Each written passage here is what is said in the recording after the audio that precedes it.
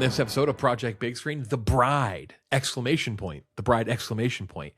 We were reviewing that movie, one of the... I'm not even sure how to say it. One of the wildest things I think any of us have ever seen in theaters. We'll be talking about that. Hoppers, new Pixar movie. Is Pixar back? Pretty good breakdown of the Oscars in terms of what to expect next week. What could happen, maybe what to bet on there if you're looking at DraftKings, what to bet on with the Oscars. And then finally, top 10, what the did I just watch moments, or movies, excuse me, which that should probably give away what we think about The Bride. All that and more coming up on Project Big Screen. All right, Project Big Screen, episode 23. Kind of perfect. It's the Michael Jordan episode, because we're talking about the Michael Jordan of movies today, The Bride from Maggie Gyllenhaal. It's definitely a Michael Jordan of movies. What that specifically means, I guess we'll get into. Not success, I guess, that's for sure. A take on The Bride of Frankenstein, another Frankenstein movie, which that's unfortunate that they came out with this so close to another Frankenstein movie, which is, while we have varying degrees of thoughts on that movie on this show, it did get an Oscar nomination for Best Picture. And it's probably going to win a bunch of technical awards too. And then talking about Hoppers from Pixar, probably for not as much time because we have quite a bit to get into with we got to spend an hour. Oscars talk. We got to spend an hour on The Bride. I'm sorry. This is the most excited I think I've been to talk about a movie, at least since Marty Supreme. But this is in the top 3. I think this one battle after another in The Bride is like, exactly. I had to. I honestly, if I wasn't doing this show, I probably would not have seen it a second time. But I didn't even know what to say after the first time I saw it. And then we're also going to do a ranking top 10. What the fuck did I just watch movies? Which we should define when we get there, because I had a couple questions. Like, it does change the list a little bit, and we will talk Oscars because since we last went on. The Oscars race has been upended with the Actor Awards, SAG Awards, which we anticipated there could have been a little bit when we last talked, but not to the extent as to what happened, which is a week away. And I believe we'll be doing a recording after the Oscars air, so the Oscars episode will air, and we will have the full reaction to what happens at the Academy Awards, the 99th Academy Awards. Next year's the 100th, right? Wow. The Dick Van Dyke. I know the last one ABC has is the 100th. So it might be 98th. Okay. I know we're close. We're close to 100. And I believe Kirk is back next week, too. I know he's very excited as well about the Oscars. We have a race in almost every category, which is very, very, very rare. So soak it up if you like the Oscars, because it just doesn't really happen like this anymore. But first, let's talk about The Bride. From director Maggie Gyllenhaal, who also did The Lost Daughter a couple years ago with Olivia Colman, which quite great. Really good movie. Clearly showed that she had the goods, and with those goods, she got a chance to kind of do something different. And so she cooked up the Bride! The Bride! Exclamation point. Actually, Jeff, it's the motherfucking Bride. The motherfucking Bride.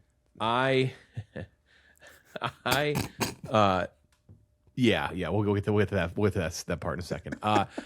A Lonely Frankenstein, which I'm going to say something here. If you have not seen this movie and you just want to hear us talk about it, we will do a non-spoiler and a spoiler section as well. Though there's a little spoiler thing off the top I think you have to mention, otherwise we can't talk about this at all. Right. So this is I don't think this is a spoiler at all. But if you really don't want to know anything, I would stop listening right now. This is a really minor thing. This movie is told through a weird narration from Mary Shelley, who wrote Frankenstein. She is a character in this movie, a voiceover, and she possesses the bride. Like, yes. She possesses the character who becomes the bride. That happens in the first 5 or 6 minutes. So if you're still listening, you're like, "That's a spoiler." I'm telling you, you kind of need that framing device to know what we're talking about. Mm-hmm. Happens right away. Was this known, by the way? Was that like? I didn't know out it. There? I didn't know that. No, I had no idea. No clue. I actually looked around in my theater and I was like, "Is this like something? What is happening here?" Yes. So anyway, A Lonely Frankenstein. Yes, Frankenstein. He has taken his father's name, as he says. he is now Frankenstein, not Frankenstein's monster, which I kind of appreciate that a little bit because that's always like it's not Frankenstein, it's a monster. It travels to 1930s Chicago to ask the groundbreaking scientist, Dr. Euphronius, to create a companion for him. The two revive a murdered young woman, and the bride is born. She was murdered after she was possessed by Mary Shelley. Again, this all happens in the first few minutes. We won't say much more spoilers after this until I tell you the spoiler section. But what ensues is beyond what either of them imagine. They basically become Bonnie and Clyde, which you can tell from the trailer. 2 hours and 6 minutes long, feels much longer than that. Based on Mary Shelley's Frankenstein, as well as The Bride of Frankenstein and other Frankenstein properties. I won't say what yet. Jessie Buckley in the lead role. She's going to win an Oscar, and this is going to be out in theaters. That's kind of insane. Christian Bale, who just is doing things now, I guess. Annette Bening, Penelope Cruz, and Peter Sarsgaard made $13 million worldwide, 7.3 domestic. Projections from the studio were 16 to 18 million domestic. Humongous flop. Budget is 70 to 80 million, I believe. But there are rumors it was 100 million, which is insane. Though it does look good. I will say I think the movie looks like there's some nice set pieces. Like, that's not the problem with it.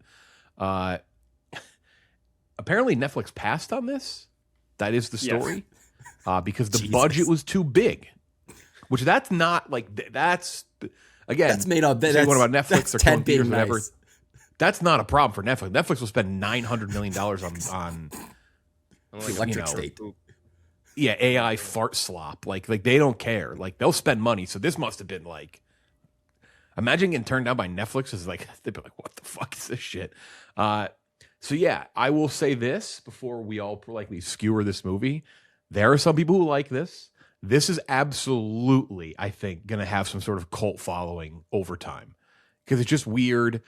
It's messy, but it's ambitious. I've seen some comparisons to Babylon, which I don't love fully because I liked Babylon, and I didn't love Babylon, but like I think Babylon is a little more coherent than this. But I think it's clear you're going to see some people who like this is going to become their fucking personality. Like, oh, The Bride was you didn't like The Bride? I really didn't like this movie. I admire the swing it took. It took a really, really big swing, but man, it took too many swings. The swings were all terrible, like pitch in the dirt, bouncing over the catcher swings, like not like even close. And I just think it's way so on the nose that you'd expect the movie to stop and be like, "Hey, you get that? You get what we're doing here?" Like, that's like how on the nose some of that shit is. Like crazy. Some of there's a mob crowd, the crowd a crowd of people in like a movement, and they're chanting something. And I was like, are they really saying that right now? So yeah, this thing. I'm still baffled by what I watched. I'll give it credit. I think the performances are fine. Like, I actually don't like. I think people say Jessie Buckley's bad, but like that's what she's supposed to be doing. So I don't really like. Yeah. You know, over the top. So I gave it a 46. I don't like it. I give it some points for ambition and some things that I'm like, if that had been done well, this would have been cool. But I don't think any of it's done well. It looks good. That's the one big thing I'll say. Like, they did a good job with the production. It looks good. It looks like a competent movie. It just isn't one. It's wild. It's a wild movie. I can't. My head is still spinning from it. So that's my score. Kenjac, what'd you give The Bride? I'm sitting at a 20 out of 100 for The Bride, and I think we talk a lot on this show. And I wrote this down before you even mentioned it. I'm glad you mentioned it. We appreciate filmmakers and actors taking swings instead of playing it safe. And it's definitely, like you said, a swing. But to me, it is like a 360-degree strikeout from like a Hanna-Barbera cartoon where they go like and like fall down. It's one of those. And it feels to me like Maggie Gyllenhaal watched like Poor Things and was like, I could do that.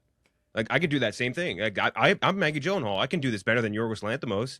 And I think if you're going to do this sort of, I hesitate to say even like feminism or girl power type of movie, I think you either need to be very subtle or purposely way over heavy-handed. And I think that this exists in the margin of humongous error between those two things. And It was weird. It was a never-ending mess. And I think the most impressive thing you get out of it is that you have the two worst performances out of two of the best working actors in the business. And like I agree with you. It's like supposed to be like they're doing what they're supposed to be, but they are two of the least palatable performances I would say either of those actors have ever given, and that is an impressive feat in its own right. When you watch something like The Lost Daughter, like I don't know how if you're WB, you say, well, if Maggie Gyllenhaal comes to town after making The Lost Daughter on like what a $10 million budget, we got to give her $100 million to make another Frankenstein movie. I don't get the logic behind that. I don't get the thinking on anyone's end here. And I think I'm willing to say right now, we need a full-on retirement of Frankenstein for a long time. We need like a 10-year moratorium on Frankenstein movies. We're done with it. No, I'm not just talking about direct one-to-ones. I'm talking about stuff like this where you're adapting and changing it. I'm talking about stuff like Poor Things where you're doing like the same themes. Guillermo del Toro is going to be starving for this 10-year period, by the way. But like, we just can't do it. I think we need a break from Frankenstein for a decent amount of time. No more of like man-made monster can't integrate with society. I think we can do with a break from this. And The Bride, I think, is the last nail in the coffin there. Yep. I'm like, okay, enough. I'm good. We're all set for a while. That's like, that's my Frankenstein in terms of not just the movie, just Frankenstein. I would agree completely on that. Klemmer, what'd you give it? What did you give it, Kenjac? 20. Which that is lower than what you gave Psycho Killer, right? That's what I'm saying, man. Like, I think you gave it a 20. Dude, these to me had like, and like, well, obviously, The Bride more when you look like production value stuff. That's all way better than Psycho Killer. But like, no, I'm not questioning like this score at all. I'm just like, yeah, it was bad. Yeah, like I'll say too, like my 46 is obviously like I hate it, but like if you took out all of the movies I've seen this year that like the back-to-back like streaming, like the direct to streaming Ryan Felipe part 1 part 2 movie, if you take all that out, like this is like one of the bottom 5 or 6 movies I've seen this year so far. So like this is like, I'm telling you, like this is like right there with which I hated, The Wrecking Crew. So like this is like right there with that. So yeah, 20. I think 20 is a super fair score. I think. Yeah, no, for sure. I watched The Wrecking Crew 500 times before I ever considered watching The Bride again. Yeah, I saw it again because I didn't think I was like, did I miss something? Like, did I like what? Like, yeah. Klemmer, what'd you give it? I did not like this movie. I'm giving this a 41. I think I liked it more than you guys did. Or at least appreciated it maybe more than you guys did. Look, this is what I definitely appreciate some of it. Like I want to be very clear on that. I do appreciate the swing. Like it definitely toes the line for me. Like the whole theory that I'd rather see a movie that takes a big swing and fails than a movie that's like, I'd rather see like a 45 that takes a swing and fails and see something that's like a 65 and is mediocre and unmemorable. This does push that though. Like this is testing the theory heavily. Like this is as far as you can go before you cross the line, basically, is what I'm saying. It does, but I've seen 10 movies in theaters already this year that are worse than this, in my opinion. Look, this movie doesn't make any sense. So Mary Shelley possesses her, but then Frankenstein exists in this world. So how did she write something that exists? Like the whole thing, and that's just one small thing. That's up top. Like you can go through this with the entire movie. I think Christian Bale's pretty good in this. He's a great actor, obviously.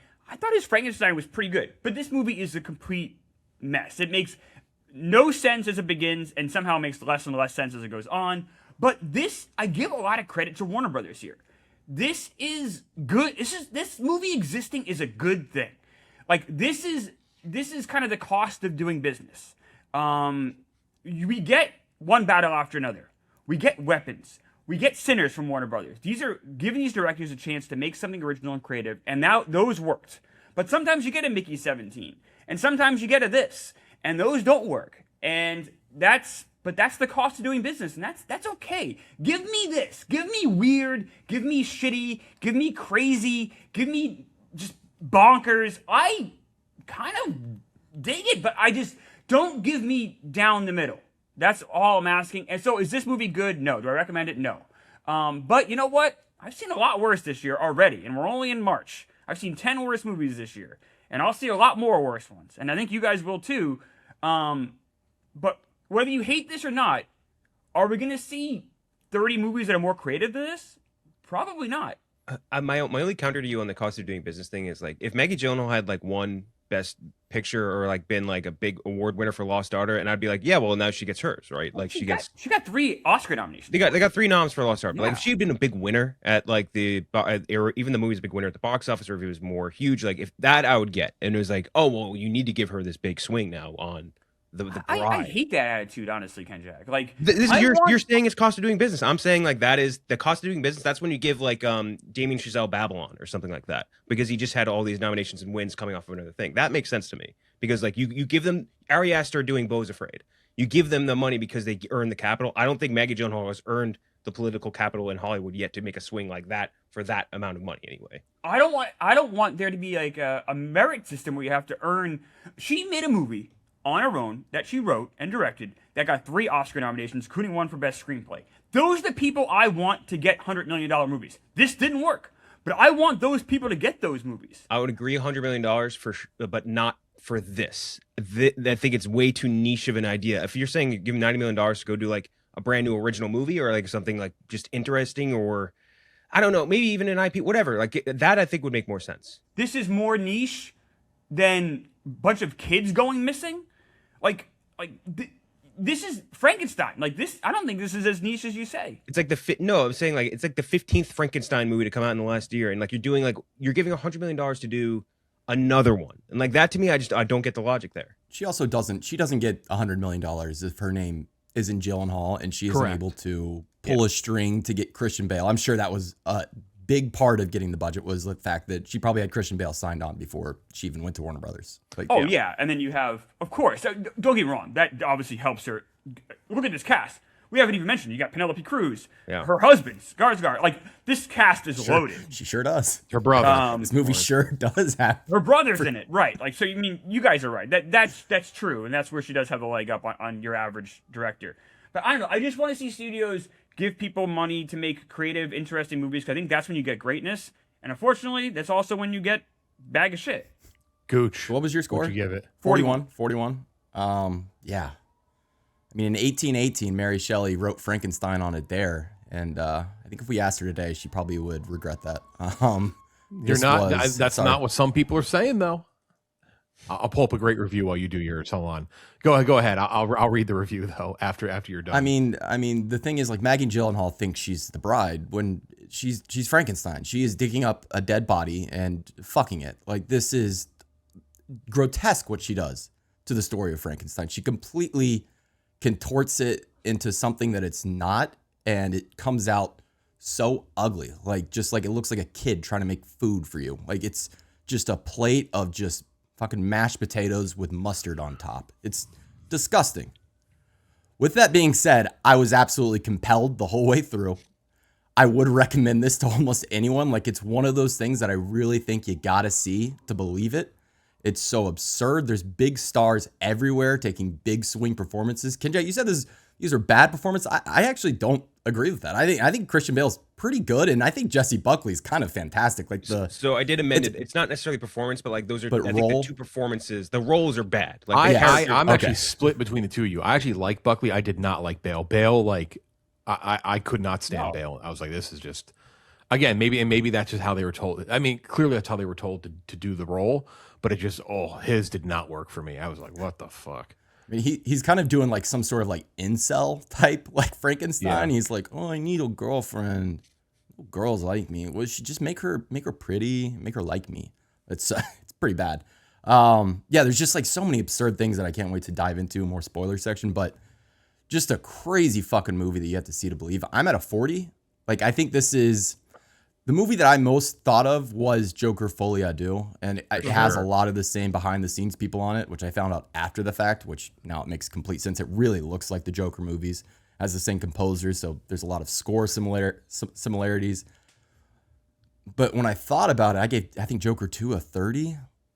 This was more entertaining. This is just a lot more, like, I was very entertained the whole way through, even despite it making no sense for, I think, like 90% of its runtime, and being quite frustrating at points, and like you kind of want to like stop the movie and turn to the person next to you and like laugh at some of the things that are being said.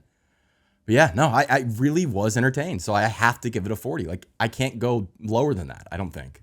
I just don't know. I guess in my head.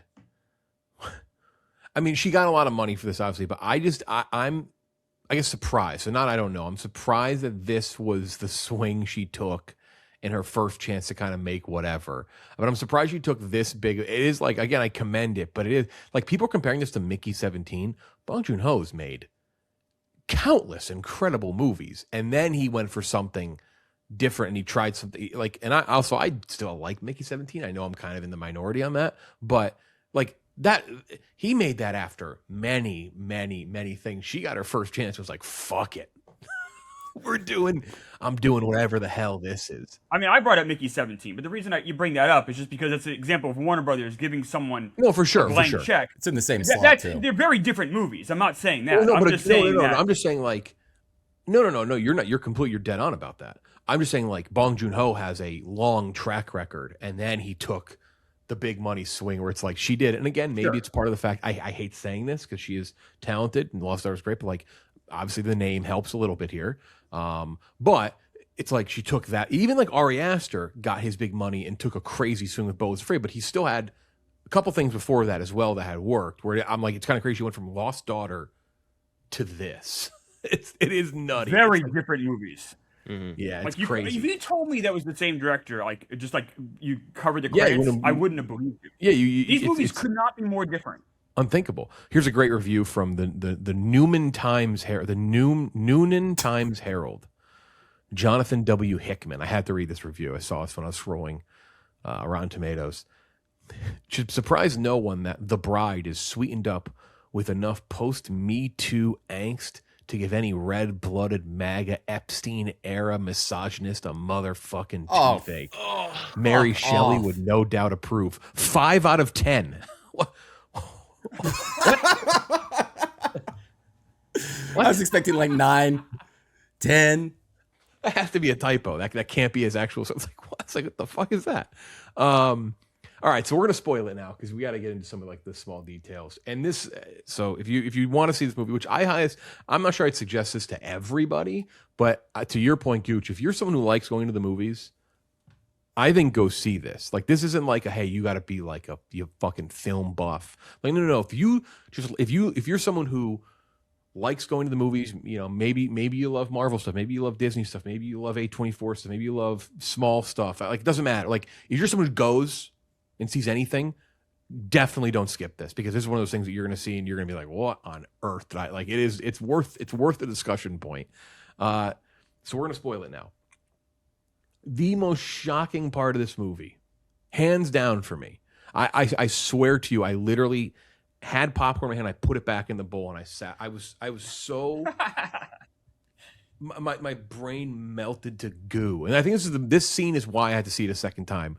When they played Putting on a Ritz and he starts dancing, I was like, they may as well just played Young Frankenstein behind the dance now. I couldn't believe it, because he starts to, so the Frankenstein character starts to go over and talk to the Jake Gyllenhaal character, who in my head I was like, that's really like, every time you see Frankenstein imagine himself in a top hat, I'm like, it's very Bride of Frankenstein, or it's very Young Frankenstein. I'm like, okay, it's a cool homage. The second he starts like pantomiming, like tipping his top hat, I was like, are they gonna fucking play this song? I was like, there's no way.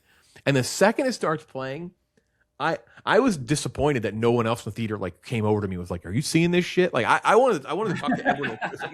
Like, what is happening right now? I could not believe I could not believe that they did that, and it fully took me out of the movie, like more than I had already been out of. Like I was at this point, I thought it was another planet. I was like, "What is happening right now?" I could not believe that. I was blown away.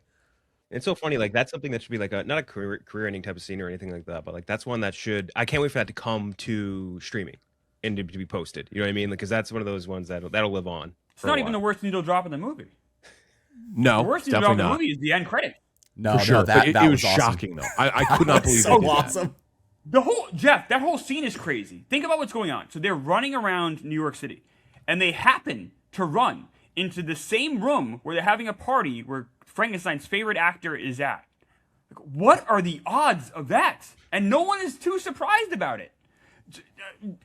Elements of just no logic in this movie. I guess that's the craziest movie. The movie feels like a fever dream because there's just no logic anywhere. Nothing makes any sense. Would this movie have played better with a different, and this is like a genuine question, like a different cinematographer? Because the cinematography is so grounded that it's too realistic. Like if there was like a more fantastical look to this movie, does some of this stuff become way more palatable?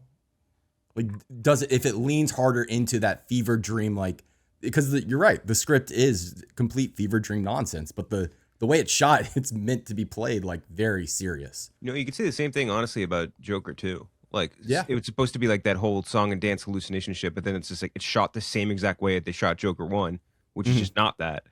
But so, by the way, that makes it even funnier for Warner Brothers to read this script after Joker 2 fucking torpedoed into the fucking crust and being like, oh, it's the same movie. Let's try it again. Maybe it'll work this time. They'll even double worse on them there. Great work, Zaslav. Always. Oh, no, see that I'm gonna push back on. No, he had a great year. He had a great year. They had a great year for that, and then appreciate weapons, one battle. They had a great year. It's a joke. He's a bad CEO though, but is it just a joke? Is he? Oh, I mean, he's bad for selling it. They're like $80 trillion in debt. They were in debt before that, and also tried to put this. He tried to put HBO in the same universe as the 90 Day Fiancé universe. He said they were equal level properties when they first put together. We agree, but he's next week. You know, he's gonna be a Best Picture winning CEO. Yeah, no, he had a good year. He had a good year. Can't be that bad. That will be funny when the ceremony closes with Zaslav on stage. After he just cashed out his fucking $200 million in stock. He gave a director freedom. That's all I ever want from my CEOs in movies. That's all I want. You know what I thought was crazy? The opening scene, when she just falls down the stairs for like 2 minutes, and it's like basically like the hot rod scene. Like she's falling down the stairs for like straight up murdered? minute. Was it? I thought she just like fell. No, she was pushed. She was Yeah, pushed. then they killed her. Okay. She was talking crazy. She was switching She was talking between crazy, but I couldn't really tell. Like that's where I thought like the Buckley, like the accent switching was fucking crazy. Like she's like using like it's like having Michael Jordan on like a JV like women's basketball team. It's just like why are you here, Jesse Buckley? Why are you using your talents to do this? Because that is like probably impossible to do. Switch between that Chicago accent and then like a straight up 18th century Cockney accent. It's a terrible choice, but it's impressive that she could pull it off. Very impressed. I was also. They set up this bad guy. What's the bad guy's name? Lupito, the gangster. That fucking guy. By the way, no one's gotten more work more quickly than that dude. Yeah. But then we don't see him in the third act. He's gone. Yeah. He's with his tongues. His It's tongues very in jars. strange to set up a bad guy and then no resolve. But all right. How did you guys feel about after that scene? The immediate following day, there's a woman revolution across the country where they scream brain attack. That's the most absurd scene of the movie, I think. The brain attack scene is so fucking absurd. Well, not just that, but they have the throw up on their face too. The throw up on the face kind of makes sense to me, but like you couldn't come up with a better like fight the power slogan than fucking brain attack. Brain attack! Brain attack! More the signs they're holding in Joker 2, because that also they had like the riots, right? Fuck. Yeah, they did. This is Joker Folie à deux. Mm-hmm. It is. Folie à deux. I said in the beginning, it's so on the nose. The Me Too stuff, like literally like the people saying Me Too. It's just so. There's no subtlety to it, and that's where it really breaks down for me. It's like, all right, like have a little. Like there's enough of an artistic vision here that I can respect it, and like I can see like I get what she was trying to do, but it's like have a little bit of fucking nuance at least to string it together. It's like just or go the other way. You got to go like I think there really is just like the gray area she was in was bad. Like you got to really swing like go like full on like zero subtlety, or you got to go all subtlety. Like you just can't be in that in between zone. Mm-hmm. Does she ever work? Does she get another job again? Like maybe they give her like a $10 million movie, something small. Like she'll never get a movie like this again. Obviously. She's not like this, but like she's a talented director. I mean, Lost Daughter's really good. It's I don't know. I don't think I would give her this again. Yeah, I don't. I mean, to this amount of money, how can she? She's gonna watch Begonia and try to make that next. She's gonna be like, I got an idea, Warner Brothers. Another $100 million. I got a movie about aliens coming down. Mm-hmm. The aliens will go to a club in Bushwick. That was what the fuck was that? They go to like a club and they're playing techno music, which that can be fun, like the anachronistic, like different time period, like that can be fun. Just terrible, like just awful. It looks like they're like some steampunk, like Matrix Revolutions, like ass, like cave. This was. I mean, I'm still thinking about it. So I give it credit. It at least did that. But like, I said something. I filmed a review that I was going to post online. What did I say? It's something along the lines of like, this will blow your mind, and I don't mean that in any remote way as a compliment. Like it's not a compliment. Like not in the least bit. But it will. Just from the framing device of Mary Shelley alone, like that's enough. I mean, first off, the open. It's also. It really thinks it's like badass too, which really, again, that irks me, and it's no salty.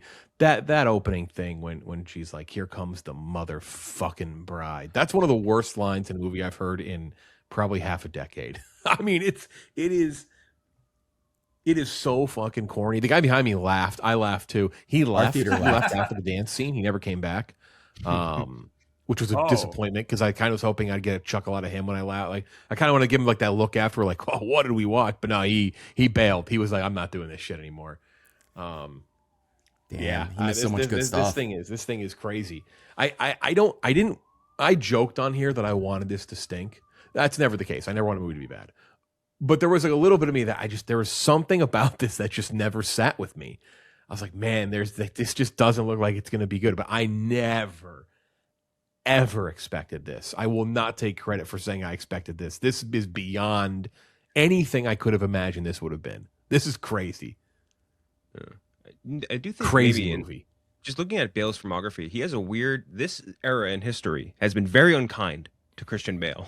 So I have a theory on this, by the way. The Bride, Amsterdam, Public Enemies, like this specific period has not been very nice for Christian Bale. Maybe just gotta stick. If your movie's set between the 1920 and like 1945, Bale, just say no. Go do something else. I think he's just taking checks right now.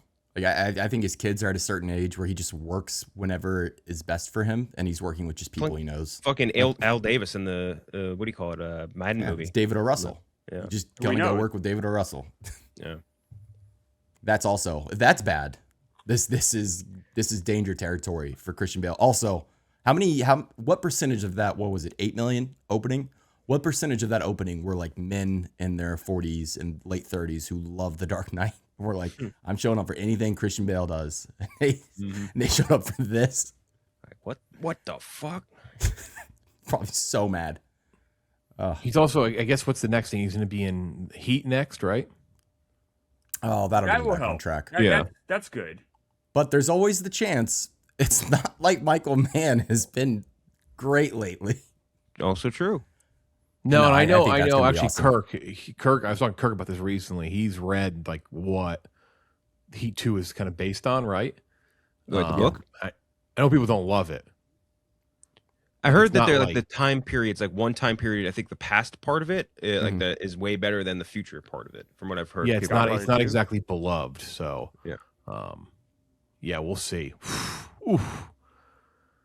He also has this was something else, man. I don't even know what to say. Like it just crazy. His other one he's got coming up is The Church of Living Dangerously. How one of America's biggest pastors became a drug runner for the Mexican cartel. From David Kushner. So that's American Made, starring basically. Tom Cruise. He's doing American Made again. Poor fucking guy. Oh man, what a movie! One of the greatest things I've ever watched in my life. Thrilled I saw it. Thrilled we got to talk about it. What an absolute fucking disaster. But I tell you what, that the most annoying person you know is going to tell you this thing is fucking amazing. Mm-hmm. That's the thing about these kind of movies that are like this. You didn't understand like the love story angle. You didn't. What do you mean? You didn't think it was beautiful? What? You're just talking about. That's basically what you're gonna get. Chauvinist. But quick before we move on, you know what's a movie that's a lot worse than this? I think we all agree. Mercy. Yeah, is a lot worse than this. Yeah. Way Yeah, worse. Mercy's definitely a level down a little bit for me. I mean, they both stink. I don't know. I mean, this movie truly does look great. Yeah, It does there's look very stuff I good. can It take does away look from this very good. movie that, and I was like Gooch said, like I was bizarrely like entertained the whole time. I know Jeff, you said the runtime felt long to you. It kind of didn't feel that long to me, just because it was so weird and like partly terrible that I was kind of entranced. No, it's the Daniel Craig in the first Knives Out where he's like, it's grotesque, but it compels me. It just Yes, that's what it was. Again, at least it's a swing. That's I think that's the thing we all agree on, right? Like it's at the very least it was a trying to do something versus try like you. I think you say it a lot, Klemmer.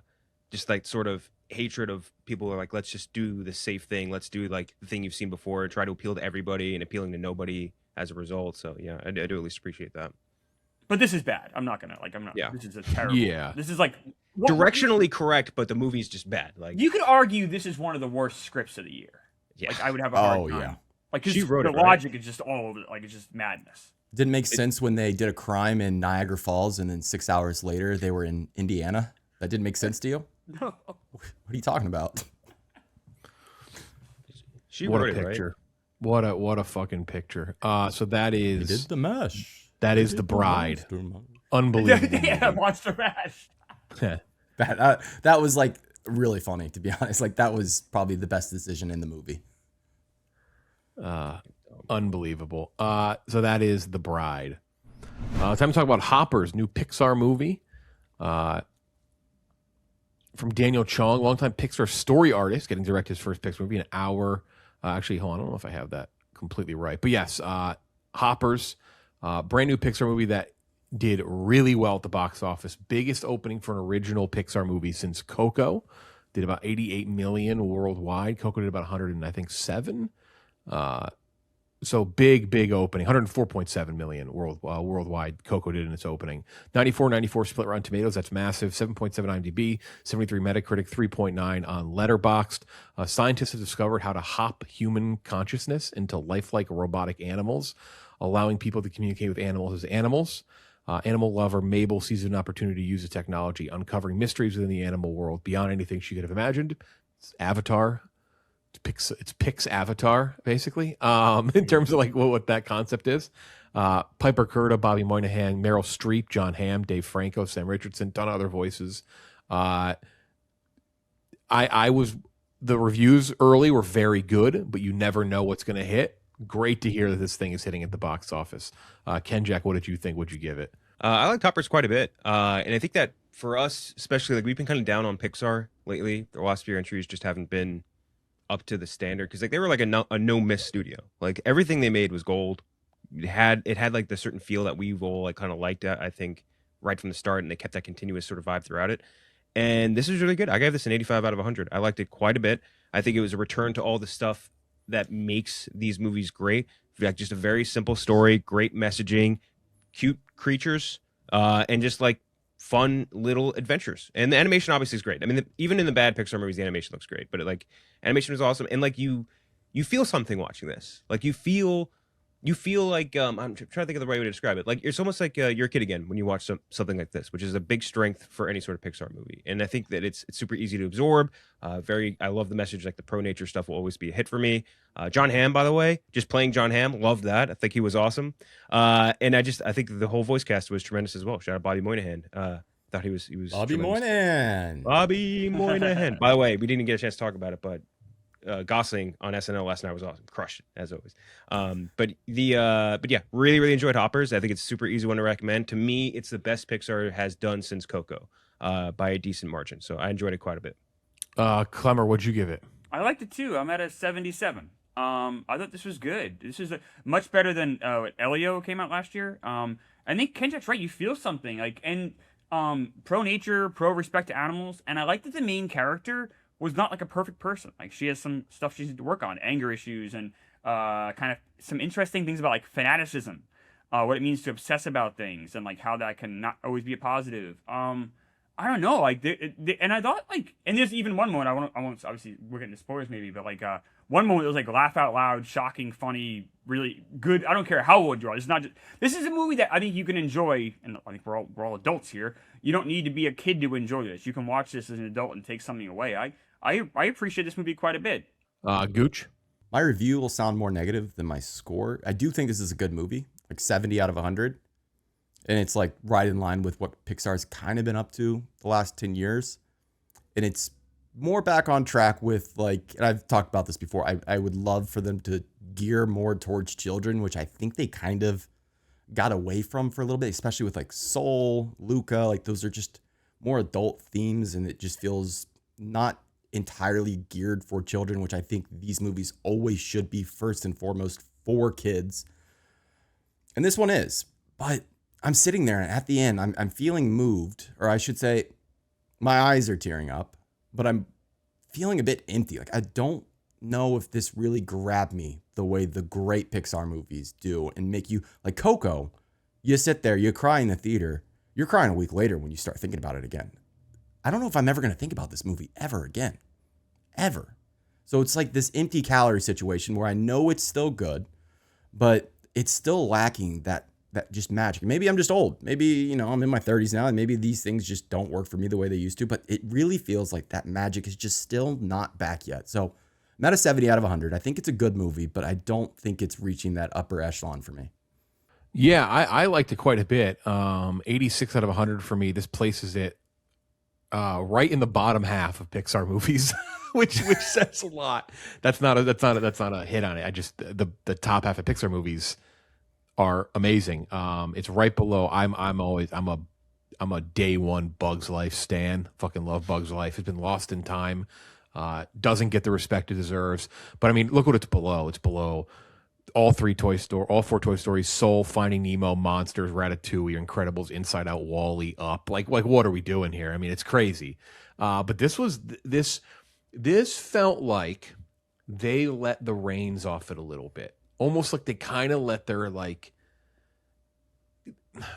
I don't know what the best way to describe it is, but it feels almost like they've tried to hone in too much, knowing what makes them good and trying to hit that lane, where this one, they kind of let it fly a little bit. Got it kind of a little goofy, kind of out there, a little more in the humor aspect. And they're like, oh, hey, you know what? If the moments come with it, the moments come with it, right? As opposed to trying to make something that clearly is trying to make a moment, that's trying to make you tear up. And like, I think there's definitely some kind of eyes well up moments in this. And it comes together and says something nice at the end. And I enjoyed it. It felt like they were having fun first, as opposed to trying to make a statement first. I'm not saying that's always the case where that doesn't work. Like I think Soul was trying to say something and Soul was excellent. But sometimes that doesn't work for Pixar, right? Sometimes they are trying to say something and it kind of gets lost in the fact that like you feel like they're actively trying to say something as opposed to just making a movie that tells a story and you connect with it because it's telling a great story. So I think Hoppers is, I'm again joking, it's in the bottom half. Like anything below an 80, anything around 85 is like bottom half for Pixar because they've made so many great movies. But yeah, I thought this was a much bigger return to form than I had expected with a movie like this, and very happy it's doing well too. Because this is one of those ones where it's like, if you're a movie person, you want you should applaud that the original Pixar is doing well. That's a great sign. I will note they have marketed the shit out of this movie. Like this isn't a movie that they didn't market. Like I think we've seen marketing for this movie everywhere on any Disney entity for a long time. But they did a good job with it, and I'm glad people are seeing it because as excited as I am for Toy Story 5, original Pixar is an unmatched thing. When they're humming and then they're moving along on original stuff, it's great. So yeah, I was a big fan of Hoppers. You think James Cameron liked it, Gooch? They referenced a lot of Avatar here, a lot. Probably. Jeff, you made a good point. This is a lot more fun than Elio. Like Elio was just not fun for me. Like that, this movie, you could to cartoons, but it almost felt like everyone was like the characters were having fun. Like the script is fun, like it's enjoyable, but also has like Gooch and Kenjac were saying, like it has like a real like levity to it with some of the things they're talking about, but they don't do it in a way that's like dragging it down like an Elio. I had a good time. I don't really know how someone could watch this movie and not walk away at least be entertained. I don't know how that's even possible. Mm-hmm. That's funny. I like the additional side guys too, like Dave Franco. I thought were really good. Like the little tiny mini Bug King or Sky King. Dave Franco, I thought crushed it. By the way, just every line he had killed me. He was really good. I thought Meryl Streep was very funny. I know that I didn't realize that was her until after the movie. I didn't I either. went through the cast list and I was like, fantastic. oh, that was Meryl. Meryl was in this. Yeah. Was that supposed to be a cameo, like a big reveal? Like were you No, supposed to because clock that was her voice? She's in the trailer, right? I don't know. I don't know if I so. watched I don't know. the trailer. I think she is, Jeff. They have like a high council scene in the trailer, and so I thought that was her, but I don't know. Maybe they hadn't really said it like dead on. Also, hey, you made a role with Meryl Streep and it wasn't annoying. That's great. That's an achievement plus. in the year of 2026. What was the movie Which Florence Mary Foster Poppins? Jenkins? Oh, Remember they were just giving her Oscar noms because she existed in movies? They're like, oh yeah, she's in this. This is great. what's that old bag up to? right Let's here. get her something. It's so annoying. But yeah, I think there's a lot about this. I would agree, maybe like, and I think if I were to put my final rankings of Pixar, I'd be around Jeff, where this would be like just touching that upper half for sure.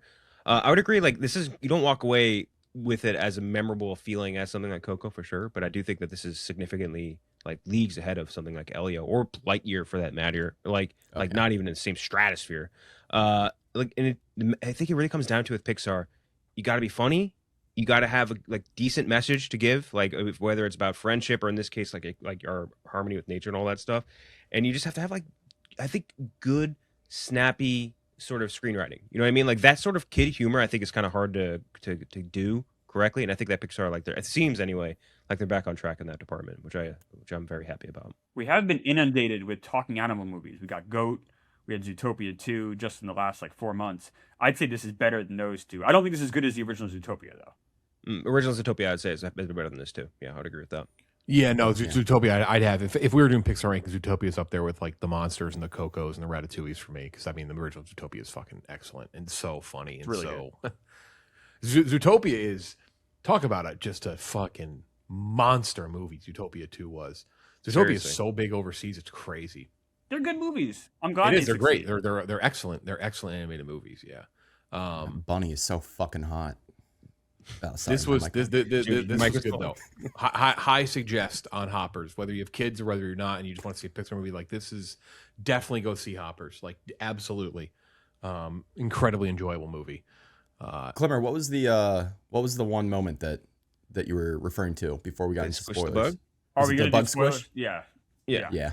I mean, Yeah, I was kind of surprised by the amount of actual animal death in this movie. My theater blew up when that happened. Yeah. Laugh, uproarious laughter, shot. I was shot. It was just the way it happened, the way it was shot. It was just really expertly done. Very funny. Great It's just, moment. wiping it down on the wall. So too, funny. so funny. Yes, that was so good. Oh. That and the potato emoji, really, the kids really like the emoji. The dictation. That was funny. That was funny. I like that. Yes, the kids were dying at when it was potato. They're they were losing their minds. Yeah. That was really funny. That is Hoppers, Pixar. I think most people agree. Whether it's fully back or not is one thing, but it's definitely closer to form they've been in a long time. And for many, it is back to the form that they've expected and wanted from Pixar originals. And again, making money. And that's great to see with an original movie from Pixar. So definitely go check out Hoppers. Let's talk about some Oscars here. Not a ton of news or trailers. One big trailer I do want to talk about. But let's talk about the Oscars really quickly here. We will have a full, I think we might do a gambling preview. We still got to decide if we're going to do that or not. I think we are. But we're definitely going to have our breakdown of everything that happens after the Oscars airs on the 15th of March. The episode will be out on the 16th. But we will have our reaction from right after the fact. I believe Kenjac, Gooch, and I are going to be watching them together. Yeah, nice. we'll be watching them at the office, so that way we're all together and can just hop in, record. yeah. We'll probably be posting some reactions too, so stay tuned for that. The picture race is close. How close, we don't know. There's a very interesting combination of wins that One Battle and Sinners are going to go into the Oscars with. You're going to have the DGA, the DGA, the PGA, the ACE, as well as the DGA, PGA, ACE, and WGA for One Battle. That combination has never lost Best Picture. On the other hand, Sinners is also going to have some things as well. SAG, ACE, WGA, their combo has also never lost Best Picture. I would, to put it into football terms, I was trying to think about the best way to give it like an interesting kind of juxtaposition here. I would say One Battle was probably on the 1 yard line, first and goal before the SAG. And then Sinners won the Best Ensemble, which is not a great indicator for Best Picture. It's just not. It's an indicator, but it's not a great one. One Battle has the better indicators. And then Michael B. Jordan won Best Actor. And there was just an energy in that room, if you watch the SAG, that felt very similar to Parasite. Now, I will say this. Parasite was going up against 1917. 1917 is not on the same planet as One Battle in terms of how people have received it. I think 1917 felt like a very shaky king on the throne going into the Oscars, where I don't think that's the case with One Battle at all. Very similar, though, in terms of what 1917 won and what One Battle won, and what Sinners won and what Parasite won. But I would say the ground that One Battle stands on is much firmer. So I think they were first in goal, and now they're second in goal, and like they had like a intentional grounding, and it's like second in goal from like the 8. Like I think like they're still probably going to score. They're still probably going to win, but you have to take Sinners a little more seriously as the Best Picture nominee than maybe a week ago. Honestly, when we recorded, it was 12 hours after One Battle won the PGA. The PGA has basically redone their award show over time, where it's this humongous pool. It's the same voting system as the Oscar. It's a huge pool of influential people. And to put it from our buddy over at awards.substack.com, Walt Hickey, was a great algorithm to kind of rank all of the nominees. Right now, Sinners is right behind One Battle. It looks very similar again to the Parasite 1917 year. He said that the PGA cares more about predicting the Oscars than it does handing out an award. And that's probably the best way to put the PGA. But you do have to take Sinners seriously. And I think the Michael B. Jordan thing probably gives me more of a tip than the ensemble, because many people thought it was going to win ensemble anyway. So that's the Best Picture race. I think it's up in the air. I think if you think Sinners is going to win, that's a very interesting and solid prediction. But I like there's no way to really say anything other than the fact that One Battle is the favorite. It's minus 500 on DraftKings. I don't look into the predictive markets, other websites I won't name. I think those are not good ways to figure out who's going to win a award show. Because it's just based on who is betting. It's all so I don't care about any of those websites. I just say what the DraftKings odds are now, which factors in a lot of historical stuff, et cetera, with their lines. Minus 500, Sinners plus 330. Nothing else has a chance. It's over for everyone else. I have a question for you, Jeff, actor. I have a question for you about Best Picture. I have a question for you about Best Picture.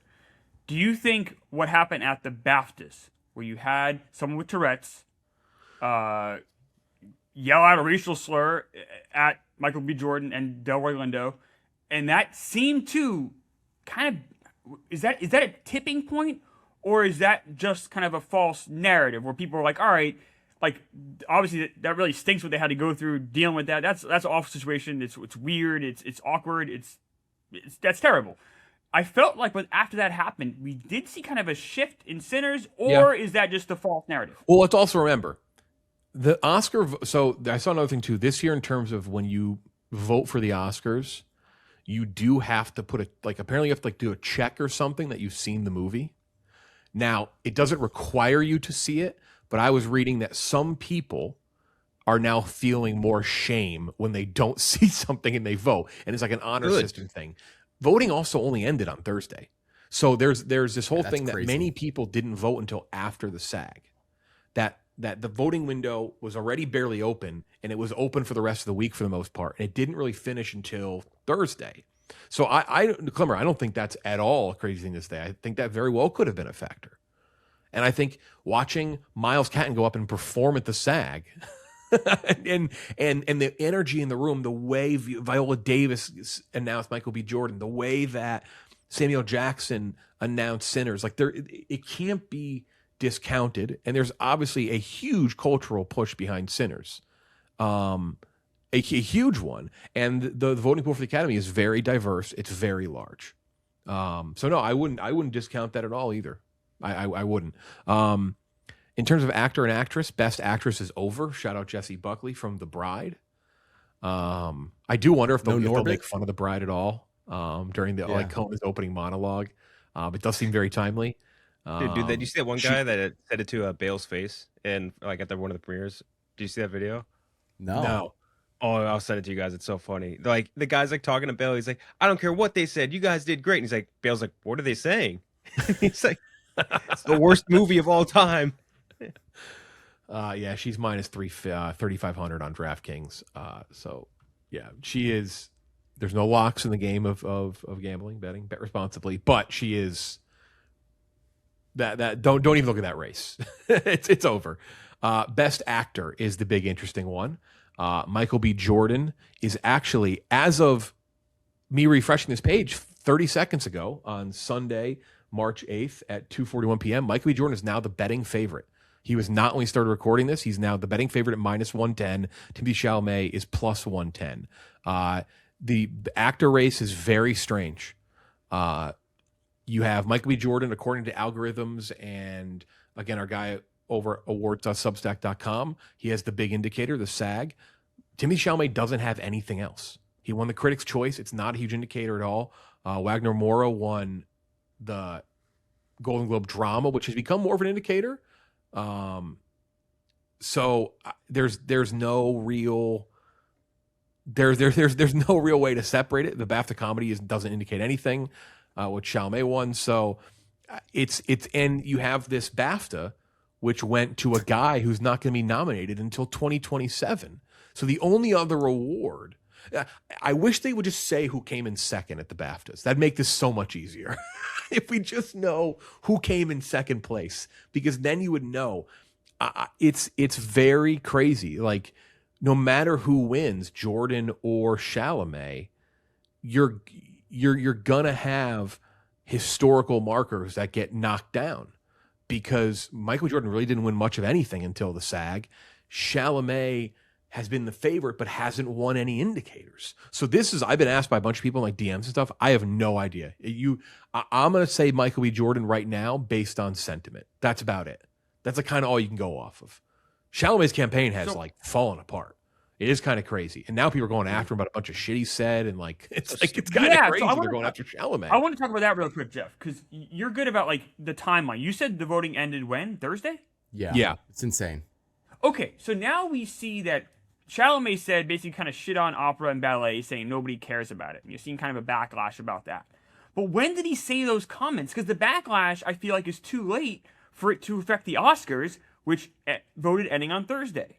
He said it like a month and a half ago. It was part of this just like got picked up town hall. Yeah, thing it didn't seem to pop till McConaughey. after the It's very clearly it didn't seem to really blow up until after voting was over. So I don't think that's going to affect voting at all. Or maybe I'm wrong.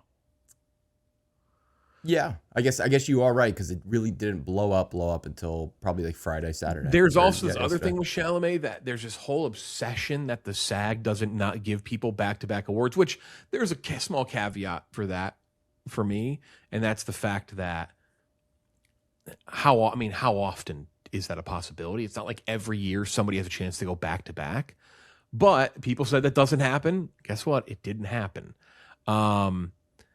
So yeah, I mean, it's interesting to say the least. I mean, again, you can look at the indicators any way you want. I mean, again, people have said the same thing about picture, right? It's like the PGA has been an indicator, but in recent memory, it's like the PGA has only been around since 1990, I think. I might be wrong on the dates. It's like 1990-ish. Like it still missed the mark a couple times. It's like all but 10 times in 30 years that's still not 100%. That's not 90%. So that's the same case with the acting thing with the SAG. It is an indicator, but I think the write-up that I read from Walt Hickey he said that 85% accuracy number you could argue is deceptive for the SAG thing, because in its 10-year accuracy, it's just 70% that the SAG winner wins Best Actor of the Oscar. So I think there's anyone telling you that they know either side on Chalamet Jordan is just full of shit. It's a toss-up. It's a coin flip. There's no other way to look at it. It's that guy winning the BAFTA. What's his face from fucking Game of Thrones? What's his name? The Stark guy. Why am I forgetting it? Why can't I? Why can't You're about the guy that just Robert Aramayo, right? or something? Yeah. Which he's going to be nominated for an Oscar next year. Which, by the way, my question next year is going to be, Do we count last year's BAFTA when predicting next year's Oscar if that guy gets nominated? How does that work? Like, that's crazy. And then the 2 supporting, it seems like Sean Gunn. Sean Gunn, yeah. Seems like That'd be Sean awesome. Gunn. It seems like Sean Penn is going to probably win. He's minus 350. He's made a late surge. It's worth noting that the international, that's the other thing too, the international, Wagner Moura, Stellan Skarsgård are not nominated to SAG. The SAG's really more of a national award. They're not nominated. Could Delroy Lindo shock? I doubt it. I highly doubt it. Delroy Lindo has won nothing. When you look at like everyone's got a little something. He's got no nominations, no wins, whatever. But I've heard people say, like, could Lindo upset? Delroy Lindo upsetting supporting actor, even though he's only plus 700, would be the craziest upset of any acting thing ever, because he has 0 anything indicators. When you look at like the list of like what, like the numbers, when people like add up the points that people have won an award season, Lindo has literally 0. So that'd be crazy. Penn is the favorite. I think if you're betting on the Oscars on DraftKings, Stellan Skarsgård at plus 400, pretty great odds. Why not take a swing? Because he's got some indicators, won some stuff, but the Penn momentum is pretty hard to deny. And then the best race, supporting actress, nobody is better than plus 125. Amy Madigan wins the SAG. She did the weapons run on the stage. That was fucking awesome. We mentioned last week, said if Madigan wins the SAG, that's the greatest race for an acting award in ages. Masako, she won the BAFTA. Tiana Taylor won at the Globes. Amy Madigan wins SAG. She's the favorite. It's plus 125, plus 150, plus 225. Madigan, Taylor, and Masako. So anyway, long-winded kind of breakdown there for you if you're curious on where the odds stand. But there's picture. I think it leans one battle. You could maybe toss in Sinners. Clearly Jesse Buckley. Then the other stuff is, except for Sean Penn, though, you could still argue an upset. It's great. They're great races. Finally. Like, we go into these years and it's like this inevitable, like, okay, they're going to stand up and make the speech. But now you don't know. So, yeah, very, very fun Oscars ahead. Very excited. Very, very excited. Where are we with director? I feel like it's got to be PTA. It's going to be PTA, but here's my one note on that. If you fall into the theory that Sinners is going to have this surge and is going to win Best Picture and do what Parasite did, you kind of have to put on the table that Coogler could win Best Director. Again, super, like 5%. Right? Okay. Like Kenjac. I remember watching that in The Office when Bong Joon-ho wins. If you compare Coogler versus PTA to Sam Mendes versus Bong Joon-ho, same exact metrics going to the Oscars. They've won the same stuff, lost the same stuff, nominated for the same stuff. So I think if you buy into the theory that Sinners is going to have this surge and win Best Picture, you have to at least entertain the idea that Coogler could stun. And I've seen some people say, and this is very fair, Sam Mendes had won an Oscar already. So that was a big part of it. Mm-hmm. The funny thing is, it appears like PTA hasn't. PTA and Coogler are going to win Oscars minutes before this Best Director is announced. They're both going to win Best Screenplay. They're both going to win their first Oscar, and then they're going to have Best Director. I think it's going to be closer. Right now, PTA is minus 2,500. I think that's actually gone down. Coogler's only plus 800. I thought it'd be kind of higher than that. Again, take a stab at it. If you buy into the Sinners hype, take a stab at Coogler plus 800. Okay. What does a Sinners landslide look like? Say it again. What is the cap? What is the cap for like a Sinners landslide above the line? Like what how many Oscars could they possibly win here? If it starts like Woodman Masako gets up there, first award of the night, wins, like what does that look like from there? It's going to win a lot of technical stuff. It's going to win all the music stuff, right? It's going to win score. It's going to win, actually not all the music stuff, because that song is obviously K-Pop Demon Hunters, which is going to be the fucking moment of the night, by the way. Just a heads up for those wondering. That's going to be the big ticket item. I don't. It's tough to say, but I think if she wins, then it's like, okay, put it on the table. Like, I think Lindo's not going to win, but I think, okay, Michael B. Jordan. Then they're going to win. Then they're going to win. Definitely win screenplay. You're going to win score. You might sneak in cinematography. They're apparently the favorite for cast, though nobody knows what the fuck that award is. So I don't know. I mean, it could start to stack it up and pile it up. And then if it goes on that run, then yeah, you could see B. Jordan, you could see Misaki, you could see Coogler win, which would be a shock. And obviously if Coogler wins director, it's winning Best Picture. Though that is still like, we're more likely to get Sinners and PTA than we are Sinners and Coogler. But it could be, it's a very interesting and compelling night for movie award show dorks, basically. It should be very interesting. I'm very excited for it. Like to get close races is such a like sigh of relief. Like thank God. It's like finally. Like usually it's just like such a shoo-in. And the bride's own Jessie Buckley going to win Best Actress. So, yeah, that's the Oscars. Very excited. We'll have the whole breakdown and everything. I think Kirk's going to join us, like I said, for that as well. News: Scream 7 fell off a fucking cliff at the box office. 70% drop. Klemmer, did you see that? I did, but I mean, still over 90 million. It did okay during the week. I mean, these movies are going to fall off quick, horror sequel. But I think I'm guessing they're still really happy with the overall take. Yeah, I would say word of mouth, not great. No. But you walk away, this is going to finish with what, 110 domestic, something like that, 120 domestic. You take that. Man, if it was good though, this thing would have fucking blown up. Yes. I agree. And then National Treasure 3 apparently coming along quite well from Jerry Bruckheimer.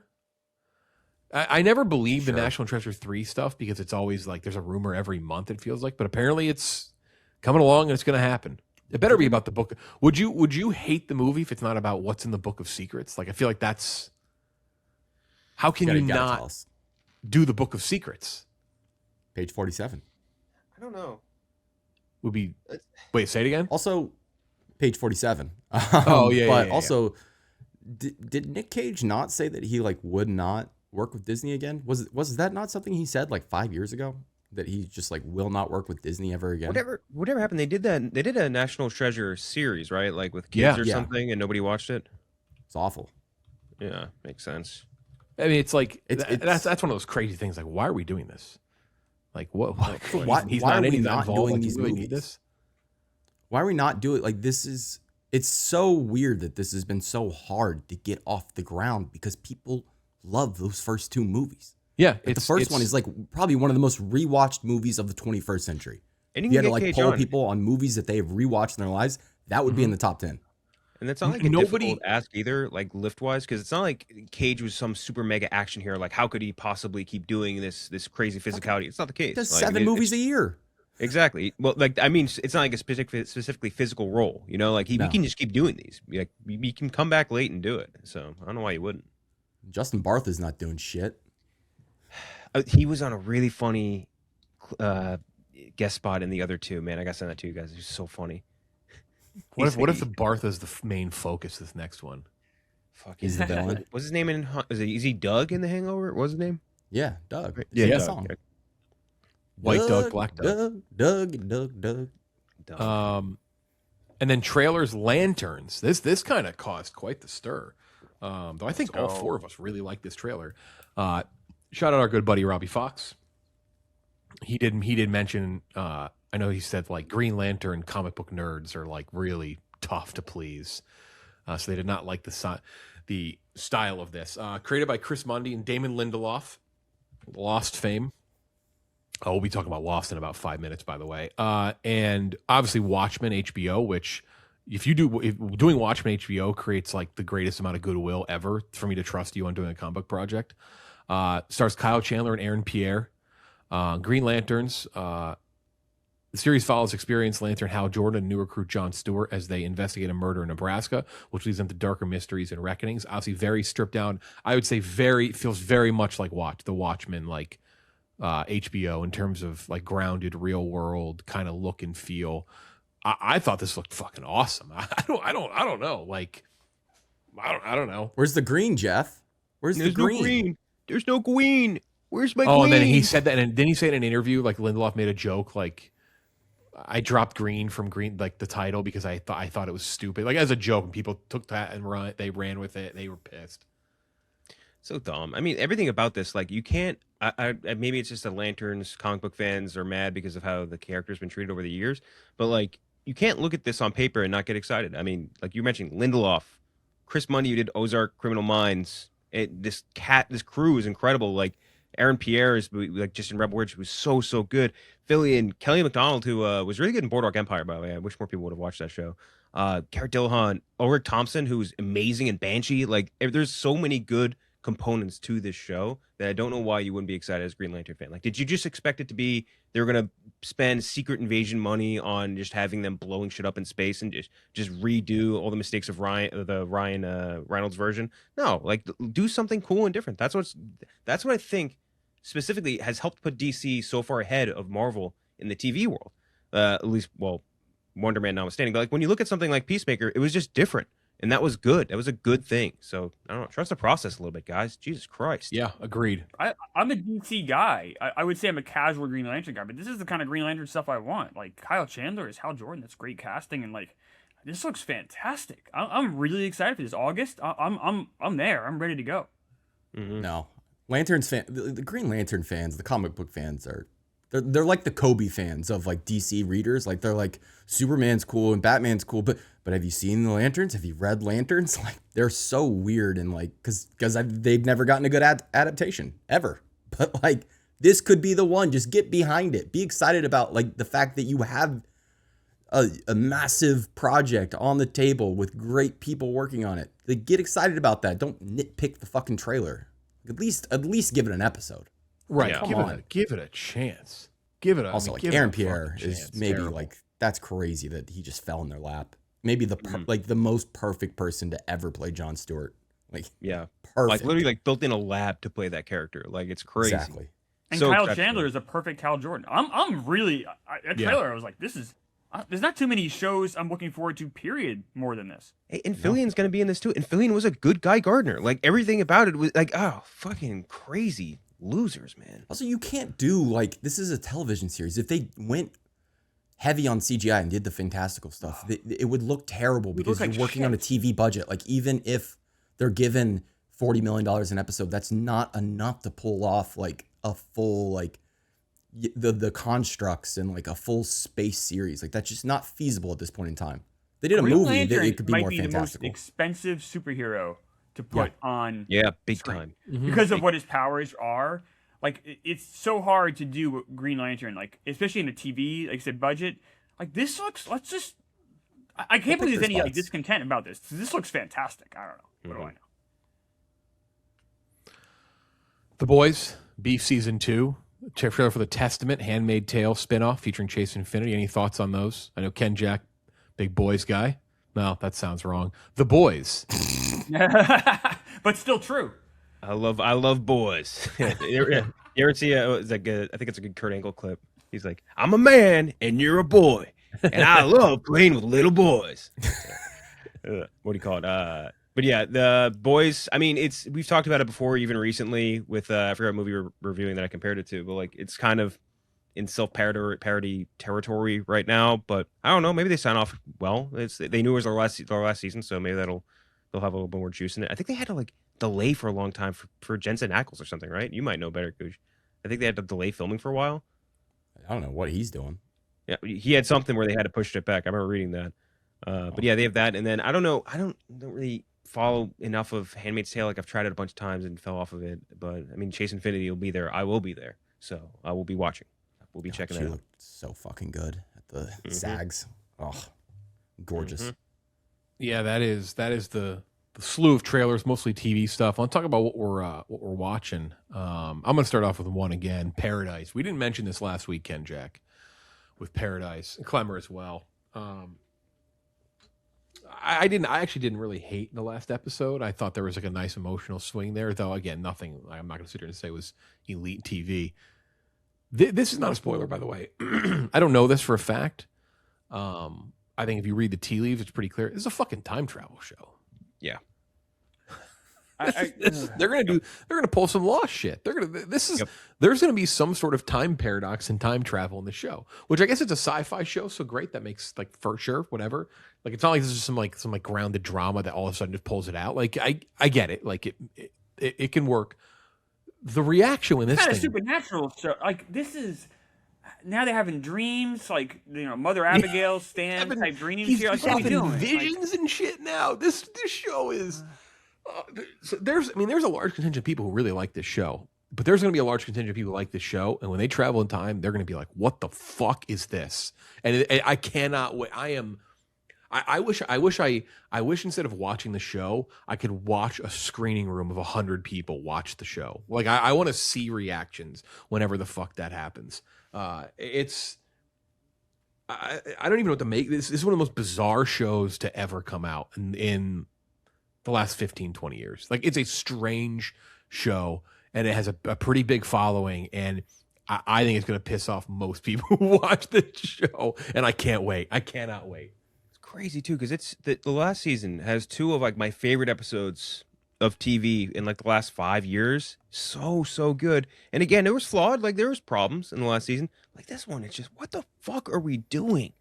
And like how? And I feel like there is still a chance, because like you could even say that sort of with the penultimate episode of the last season, because like there was a pretty big dip going into that. Like, but you need a seriously insane episode to kind of rebound, at least to me at this point.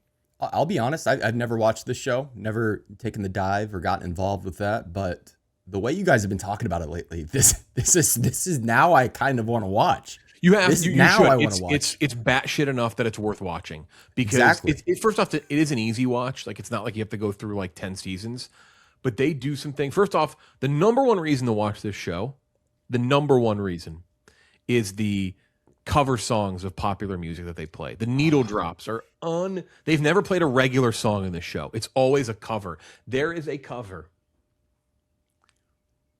of Elvis Presley in this show in the last episode. I won't say why. There's multiple. Where it all of a sudden it's a slow guitar from here. You ain't nothing but a hound dog. Shut Dude, it's the worst cover of a song I I've ever immediately heard. texted the group. I was like, you just wait. I go, it's in the first. I put in our Discord. I'm like, the first 5 minutes episode, there is a needle drop, which is unbelievable. I was howling laughing. It was so fucking funny. Like light piano and acoustic guitar cover of Hound Dog. It was one of the worst things I've ever heard in my entire life. And they're playing it like it's a pretty serious moment. Like, Yeah. it's fucking. I was trying to say, insane. I want like Backstreet Boys or In Sync. Like I want something like just like the strum like back. Do like fucking paper planes. Like I want like bullshit, like real bullshit. But like they're capable of it. It's insane. And you know what the weird thing too that annoys me about the needle drops is like their actual original soundtrack is really good. Like their actual soundtrack is great, but then the songs that they have put into it are terrible. The score is excellent in that show. There is that the theme song that they always play. I like a lot. It's a good mood setter. Good. Like I do think it's a great scene transition song.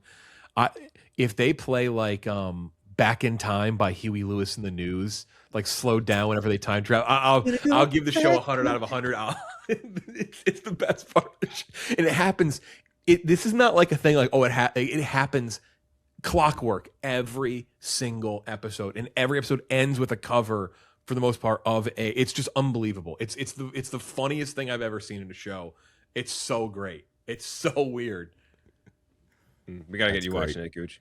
I mean, like, can I just not afford it? That's it's like when you go to like a coffee shop and like they can't play any of the music, so you just hear like all these shitty covers. That's basically what the like. It's insane.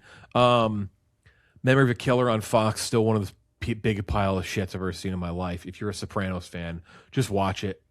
It's the worst miscast of anything I've ever seen. Poor Patrick Dempsey. And then Love Story, JFK Jr. Phenomenon, by the way. This show it's Hulu's biggest streaming show ever, apparently. Disney Plus. I applaud Ryan Murphy. He found the worst actor imaginable to play JFK Jr., but it just fucking works. I don't know why. Every place they go to in New York is apparently lined out the door now. Like it's crazy. Like this show is I'm not saying it's People vs. OJ level, but like he definitely found the mark. And again, I'll keep every time we talk about the show, I'm going to say it again.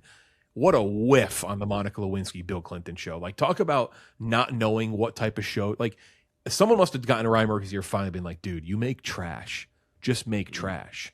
Make colorful, bright, smut trash. And that's what he did with this show. And I guess I'm not the only one. People can't get enough of this show. And also, he's definitely not going to be Batman now. He's just way too bad in this show. There's no way anyone will ever give this guy the role of Bruce Wayne. He's so bad.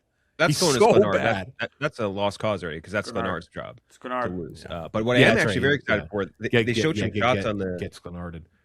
they showed some shots of the set for the Fassbender one, for Kennedy show, which like I'm actually very excited about that, where he's playing JFK's dad. That I think is going to be excellent. Can you? So I was talking to Kirk about this the other day. Kirk is a huge The Crown, like the least bingeable show of all time. The Crown, like it's like wading through 6 feet of mud. Like it's so British. It's so it's so you can taste the fucking. You can just taste how British. It's just like, oh god. It's the same people, yeah. Vegemite. Do they eat Vegemite? No, they eat Marmite. No, that's Aussies. No, it's Australia. Yeah, it's Australia. They eat some bullshit on toast and beans whatever, on toast. That's their thing. Beans and ass, whatever it is. Can the Kennedy show be as like it can be definitely regal because right Camelot and like obviously like watch Love Story, like just watch the way like Jackie O is in that show and everything. Naomi Watts, terrible performance. It's amazing. Can the Kennedy version of The Crown be the same vibe as The Crown? Like, would that work, you think, for an American story? Even though the Kennedy family is obviously it's American royalty, but I don't think it can be the same vibe as The Crown, right? I actually think it'll be more interesting because like the royal family, like what counts as a scandal for the royal family is like a regular Tuesday for the Kennedy family. Like it's right. Like it's nothing. Yeah. Like they had full episodes like bordering around like this lady wore the wrong dress to a party. Like that's the biggest scandal. And Ted Kennedy, like you could argue, killed a girl. Not even argued. Like Ted Kennedy killed the Kennedys. And they lobotomized his daughter. They lobotomized the daughter. Yes. JFK, Joe Kennedy, like bought an election for a son. Like they were criminals. They were aiding the Nazis because they thought that it would help Ireland. Like they were not. There's crazy shit going on with the Kennedy family. So I think it's gonna be way more interesting to talk about them than it is about the royal family, at least in my opinion. Yeah, I'm very excited for that one as well. Yeah. Also, when you watch Industry? I never got past the first season, but I did like the first season. Yeah, I'm trying to make sure I get through everything because people have loved this recent season. And then only one physical media for me. I got End of Watch. Banger! Great. Where is that great movie version of what's his name? David Ayer. Where's that David Ayer? He just did another Statham bullshit thing. Like fucking make a real movie again. I also had to make wrong way. I had to add a fucking shelf. Not great. This is how you know you have a problem when you got to add another shelf. But the Criterion's got too many banger releases happening right now. What am I supposed to do? And I think the next drop's going to be Friday. I think that's going to be the K-pop Demon Hunters official announcement. Yeah, Oscar winner K-pop Demon Hunters. This is my only release. I got Volume 2 of the Jackie Chan collection. These movies they do stunts in these movies that you would get exiled from Hollywood for trying now. Like the stuntmen are treated with such little safety or regard. Like it is insane human feats watching some of these things. It's so fucking cool. I love them. And they're very funny too on top of all that. Howard the Duck. This is the movie Robbie Fox and I covered on Super Critics. You can check that out right now. This is also not the last time we're going to talk about Howard Duck on this episode of this show. Also, for those who want the Titanic in 4K, Titanic on deepdiscount.com is 90% off the 25th anniversary collector's edition. 90% off. You can get it for $20 on deepdiscount.com. So go check that out if you like Titanic. I just saw that in our Discord. We have a great physical media lounge that's called in the Film Crew Discord, which is an offshoot of what used to be Lights Camera Barstool Discord. So go check that out. You get some good deals in there. Howard the Duck is. Have you ever seen Jeff, the guy that collects every copy of the VHS of Titanic? Oh yeah. What a legend. He has like 9,000 copies. Yeah, I don't blame him. Oh my god, it's crazy. Anything else? The behind the scenes on that is incredible. Yeah, that has some of the best bonus features of any Blu-ray I own. It's really, really good. If you don't have a copy of that, even if you don't love the movie, the behind the scenes is fucking unbelievable. Mm-hmm. I wasn't watching any TV this week, but I will throw out a movie rec for people who love TV, specifically Veep and Succession. I watched Jesse Armstrong in Armando Iannucci's 2009 movie In the Loop, which is basically a British, an extended British episode of Veep. And it is really, really good.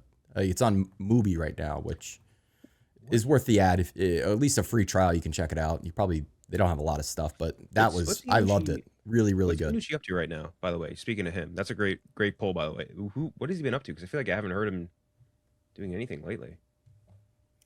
I don't know. That's a good question. You got nothing coming up. What the fuck, dude? What's he doing? We need him to. I need him to make another. I need him to just like make a bunch of those like kind of Death of Stalin type movies. Like I could use like 4 of those. Yeah, he did the remake of Force Majeure. Right, did Downhill. Right, he directed that. He did that. I thought he did. Oh, That I would not have expected that because that movie was a pile of garbage. yeah. I could be wrong on that. I thought he was involved in that. I could be dead wrong on that. He did something recently that was not good. That's all I know. The Personal History of David Copperfield is the last thing I see that he did, which is also not like some banger thing, but it's also not as bad. Okay, so no, he didn't. I apologize to him. He did not do that piece of shit movie. Terrible, unnecessary. Oh, he did. I know what he did. He did that weird show that nobody watched. I watched franchise. Avenue 5, the space show. Oh, I was gonna say. He also, yeah, you're right, Kenjac. He did do the studio. Forgot about that. No, it's franchise. The studio was good. The franchise. Sorry, the franchise. Yeah, which was Franchise fine. kind of got an unfortunate. Also, the studio did not help the franchise. That was not. No. It did it no favors. I will say I'm starting a rewatch of Silicon Valley. I got to restart I've that. never seen it before, which is I mean just so the Peter Gregory character alone might be rest in peace. He passed away, but he's fucking so funny. Him introducing Flo Rida. He comes as like, thank you, Florida, and just like the way his inflection, everything is just so. That show is unbelievable. The scene where he like talks So to the guys funny. about like the sesame seeds or whatever is so fucking good. Like, there's so many great scenes in that. There's what's his face from Superstore plays Ron LaFlamme. Ron LaFlamme. I don't even think about you. What's his name? It's Ben Feldman. Ben Feldman. Yeah. There it is.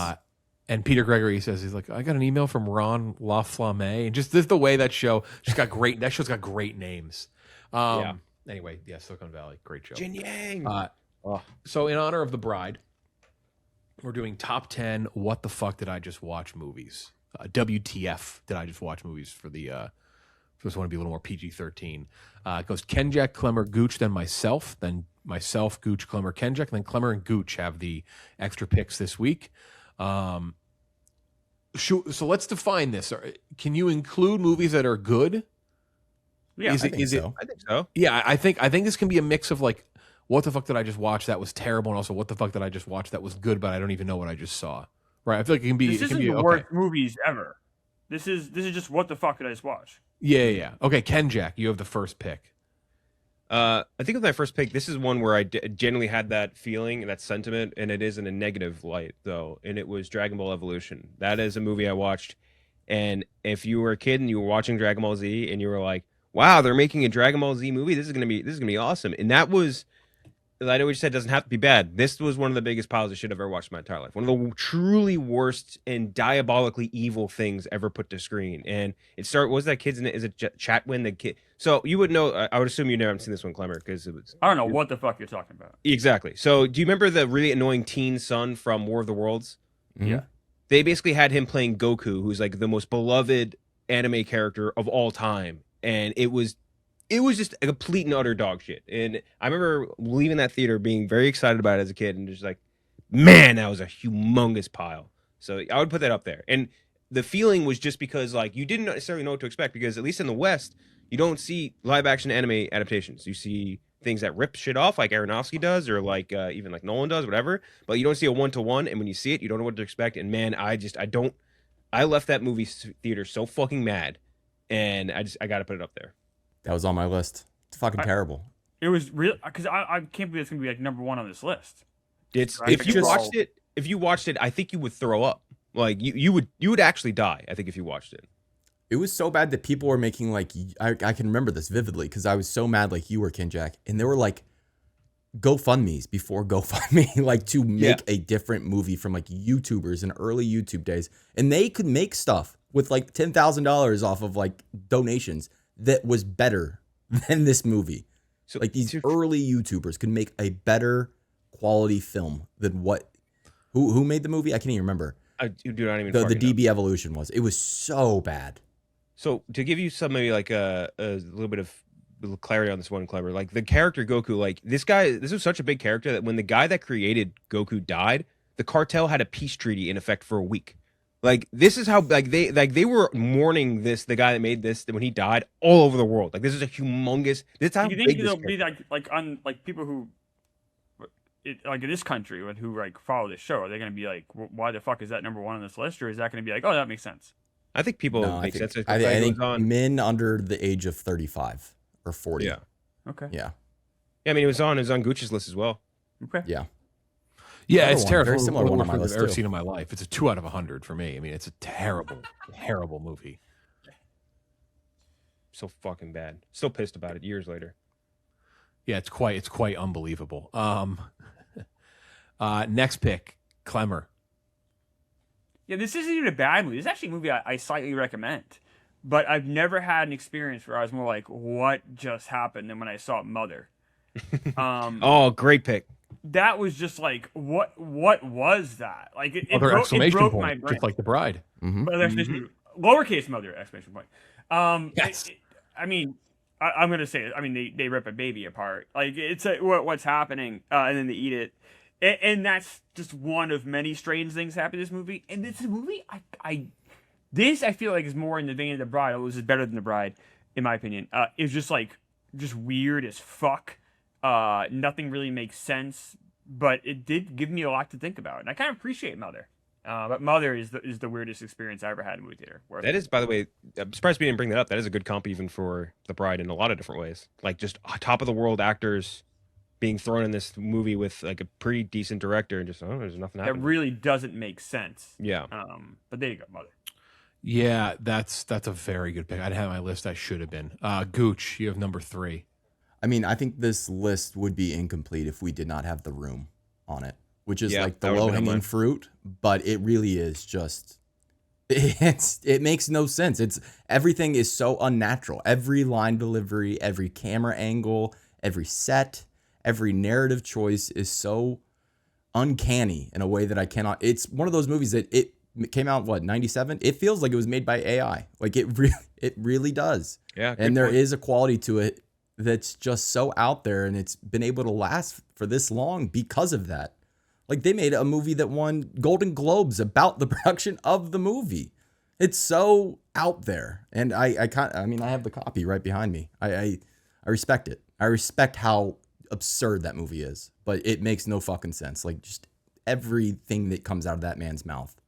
Hey, doggy. I did not hit her. Why? It's so funny, dude. It's so. What's the thing? Like the people go and watch the screens and they throw spoons at the. Throw spoons. It's cool, and like I do think. Yeah, and it's even like a better. I think a great pick for this list too, because like it's not like a hated movie. It's just like a fever dream. It's like there's no way this was released and created, and like, how did this happen? Like it is. I think a perfect pick for this sort of draft. Yeah. I thought this was gonna be Kenjac's number 1 when I'm doing it for, and that's Serenity, aka Dad Boat. And it was on my list. McConaughey. Yes. It is also Anne Hathaway. We interviewed Jaimin Hansu, who's in the movie, and we asked him about the movie, and he's like, I don't understand any of that fucking. He just started laughing. The movie's about. Mm-hmm. It's just like Serenity, and he just started laughing. Yeah, I mean, just like basically using a computer to have a character sleep with your mom. It's absurd. It's the most absurd shit I've ever watched. In terms of like just stupid shit that doesn't make any sense. Like this would be my number 1. This would be 1-1 for me. Like it literally, in terms of what the fuck did I just watch? Like this is up there. I remember watching this and just baffled by what I'd seen. So a bad one for me at number 4, Serenity, aka Dad Boat. 5 is a good movie to me. He's got a movie coming out soon, and that's Boots Riley's Sorry to Bother You. I love Sorry to Bother You, but I'd be lying to you if I said I didn't leave that movie going, what the hell just happened? Has an incredible twist ending, pulls no punches, goes for it. I think takes a lot of swings and lands them all. I also love Lakeith Stanfield. I think Lakeith Stanfield is one of our more underappreciated actors. of the last decade or so. Sorry to Bother You is just a wild ride that has an ending that probably, if you made the movie 100 times, doesn't work 90 times. But I think it does for this. But it definitely is a what the fuck movie. And very rarely do what the fuck movies with intent land. And I do think this one landed. He wanted you to say what the fuck, but delivered on all fronts. I love Sorry to Bother You. So that'd be number 5 for me. It's a great Gooch, pick. you have 6. Ooh, I gotta go. And I loved his most recent entry, but Ari Aster's Beau is Afraid was just from start to finish. What the fuck is going on with this guy? I'm a Beau is Afraid fan too. You are. We must note that I do like Beau is Afraid.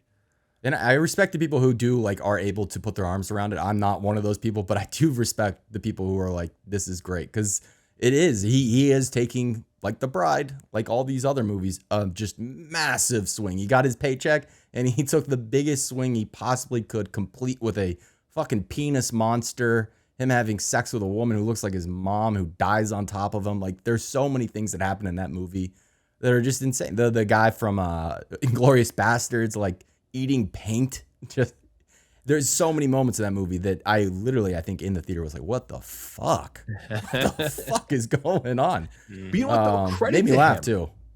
Yeah. Credit to him for doing that, not giving a shit, and making, while not as crazy as Beau is Afraid, still a pretty insane movie with Eddington.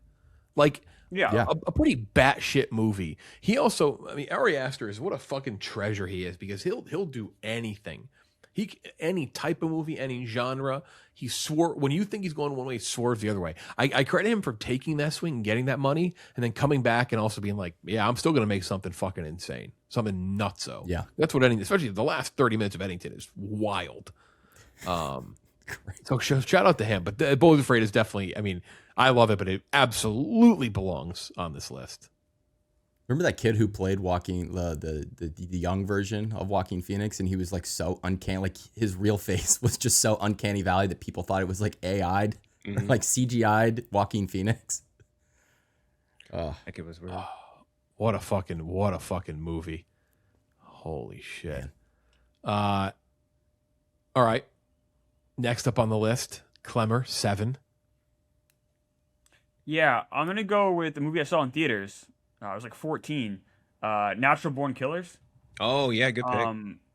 I walked out just mind blown. And I don't think this is a bad movie. I think it's a very interesting movie. This is Oliver Stone at his craziest, which is saying something. I mean, you got weird Rodney Dangerfield is like in like some like faux sitcom. Robert Downey Jr. when he was really kind of taking big chances and big swings. Juliette Lewis and Woody Harrelson, just like, you talk about Bonnie and Clyde. But they're murderers that are shown in heroic fashion. It's a very strange, weird movie that completely broke my brain when I was a kid and saw it. I did a rewatch a few years later. It still broke my brain as an adult. Weird Oliver Stone is something else. And this movie, but it's a captivating, interesting movie. I think it's actually good. Yeah, I don't think it's a bad pick at all. Would you? I got a question for you. Would you? I don't think I'd put it on this list, but you know, it's another one I recently watched again, which I've seen 100 times.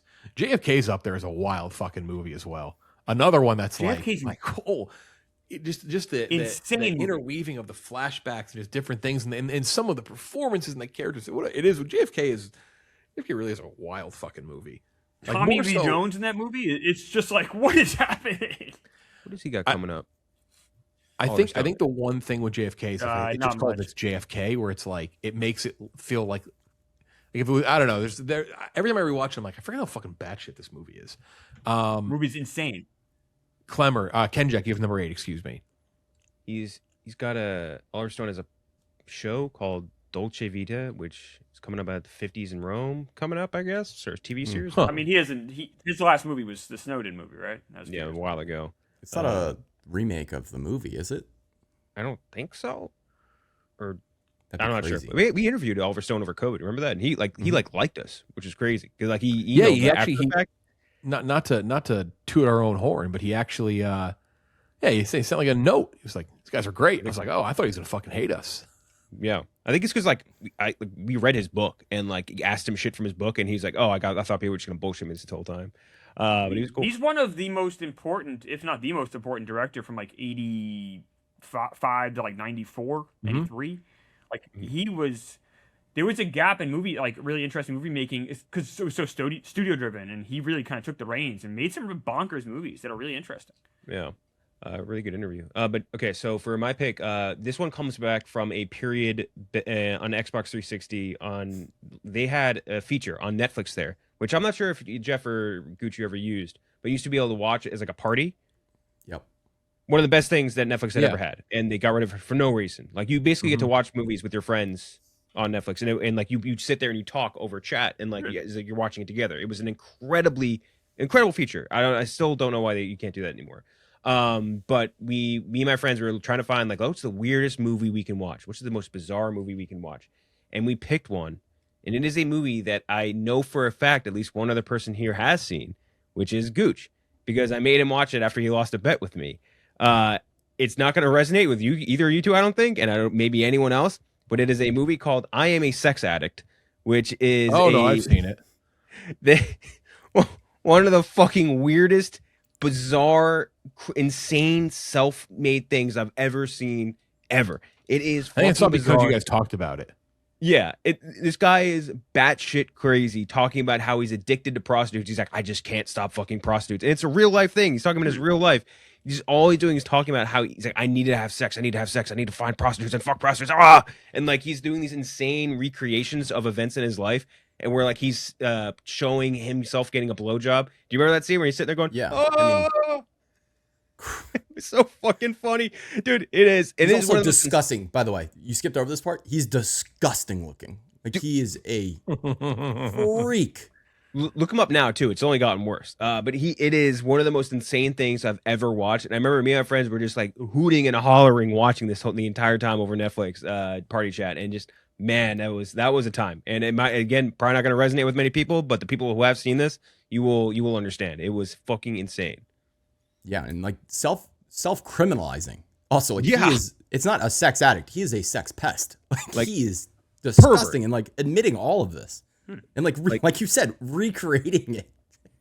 He's like a nasty, nasty pervert, man. And like it took him 15 years to make the movie. It took him 15. He had no point over that 15 years. He's like, maybe I shouldn't make this. He's like, one day, Klemmer, we'll sit you down and watch. I think I have to lose a series of bets. You lose a monster parlay to get to watch. I'm a Sex Addict. It was fucking insane. Klemmer, number 9. Gonna go with Howard the Duck. This movie is insane. The fact that it got made just shows you the power that George Lucas had in 1985, 1986. It tanked careers. The director never really worked again. The screenwriter never really worked again, and they had pretty good careers until then. And you could argue it kind of destroyed Leah Thompson's, like, she obviously still did Carolina City, but she was no longer a movie star anymore. She spends a good chunk of this movie trying to fuck a duck that's like a talking duck. And this is an incredibly horny movie. It starts off as a comedy, and some of the humor actually hits. Some of the duck stuff is funny, and then it becomes an action movie for some reason, and the wheels completely come off. But Robbie and I talked about it on Super Critics. But this movie is absolutely one of those movies where you're like, I can't believe this got made. I can't believe this happened. And it was heavily marketed. This is a major summer release, and it is one of the most bizarre things I've ever seen. I might have to watch this because I've only seen the clip of the duck in bed with the woman with the huge boobs. Like, that's the only thing I've ever seen, and that alone is like, what the fuck? Yeah, it's Howard the Duck is I think it's a must watch for anyone that loves movies because it's such a strange film.